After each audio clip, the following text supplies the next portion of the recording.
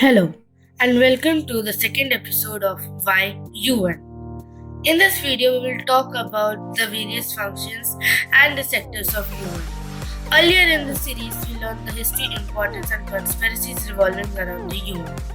Although, with all the criticism, the UN has developed and has tried to solve various problems. Now, be it oceanic pollution or unavailability of food, shelter, or education. To do so, UN has divided itself into two sectors, namely FAO, Food and Agricultural Organization, IAEA, International Atomic Energy Agency, ICAO, International Civil Aviation Organization, IFAD, International Fund for Agricultural Development, ILO, International Labour Organization, IMF, International Monetary Fund, IMO, International Maritime Organization, ITU, International Telecommunication Union, UNESCO, United Nations Educational, Scientific and Cultural Organization, UNIDO, United Nations Industrial Development Organization, UPU, Universal Postal Union, WHO, World Health Organization, WIPO, World Intellectual Property Organization, WMO, World Meteorological Organization, and WTO, World Trade Organization, World Bank. So this is how the UN is able to react to all types of issues, but to implement it is a whole new system or framework. This is how it works. First, the General Assembly. The General Assembly is the main deliberative, policymaking and representative organ of the UN. All 193 member states of the UN are represented in General Assembly, making it the only UN body with universal representation. Each year in September, the full UN membership meets in the General Assembly Hall in New York for the annual General Assembly session and general debate, which many heads of the states attend and address. Decisions on important questions such as those on peace and security, admission of new members, and budgetary matters require a two-third majority of General Assembly. Decisions on other questions are by simple majority. The General Assembly each year elects a GA president to serve a one-year term of office. Security Council. The Security Council has primary responsibility under the UN Charter for the maintenance of international peace and security. It has 15 members, 5 permanent and 10 non-permanent members. Each member has one vote under the Charter.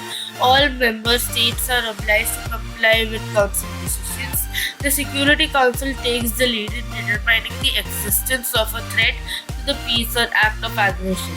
It calls upon parties to a dispute to settle it by peaceful means and recommends methods of adjustment or terms of settlement. In some cases, Security Council can resort to imposing sanctions or even authorize the use of force to maintain or restore international peace and security. The Security Council has a presidency which rotates and changes every month. Economic and Social Council. The Economic and Social Council is a principal body for coordination, policy review, policy dialogue, and recommendation on economic, social, and environmental issues, as well as implementation of internationally agreed development goals. It serves as the central mechanism for activities of UN system and its specialized agencies in the economic, social, and environmental fields supervise subsidiary and expert bodies. It has 54 members elected by the General Assembly for overlapping 3-year terms. It is the United Nations central platform for reflection, debate, and innovative thinking on sustainable development. Trusteeship Council. The Trusteeship Council was established in 1945 by the UN Charter under Chapter 13 to provide international supervision for 11 trust territories that had been placed under administration of 7 member states and ensure the adequate steps were taken to prepare the territories for self-government and independence. By 1994, all trust territories had attained self-government or independence.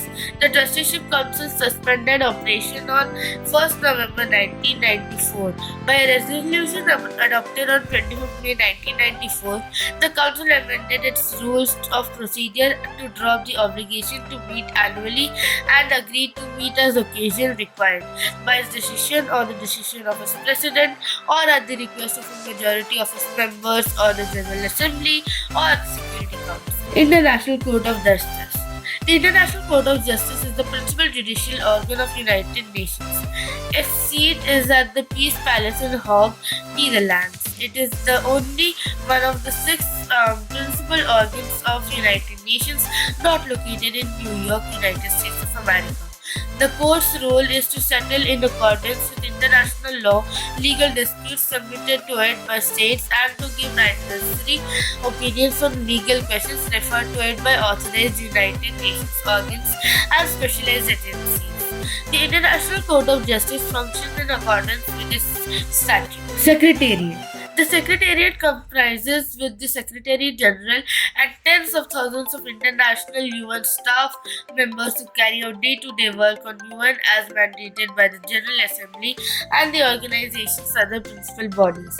The Secretary General is the Chief Administrative Officer of the organization, appointed by the General Assembly on the recommendation of the Security Council for a 5-year renewable term. The Secretary General is also the symbol of the organization's ideals and an advocate for all the world's people, especially the poor and vulnerable. UN staff are recruited internationally and locally and work in duty stations and on peacekeeping missions all around the world. But serving the cause of peace in a violent world is dangerous occupation. Since the founding of United Nations, hundreds of brave men and women have given their lives in its service. You might have heard me speaking about a group of people who travel worldwide and enforce the decisions made by UN, sometimes by even using brute force. They are the peacekeepers. Peacekeeping has proven to be one of the most effective tools available to the UN to assist host countries navigate the difficult path from conflict to peace. Peacekeeping has unique strengths, including legitimacy, burden sharing, and an ability to deploy and sustain troops and police from around the globe, integrating them with civilian peacekeepers to advance multidimensional mandates. UN peacekeepers provide security and the political and peace building support to help countries make the difficult early transition from conflict to peace. UN peacekeeping is guided by three basic principles: consent of parties, impartiality, non-use of force except in self-defense and defense of mandate. There have been total of 12 operations and are highly successful. So all these sectors and segments work together to form a smooth function that reacts fast and effective to most of the world's issues. But the question is, how much progress is there? Thank you for watching this episode and hope to see you next time. In the next episode, we will look into the progress of UN and its sectors.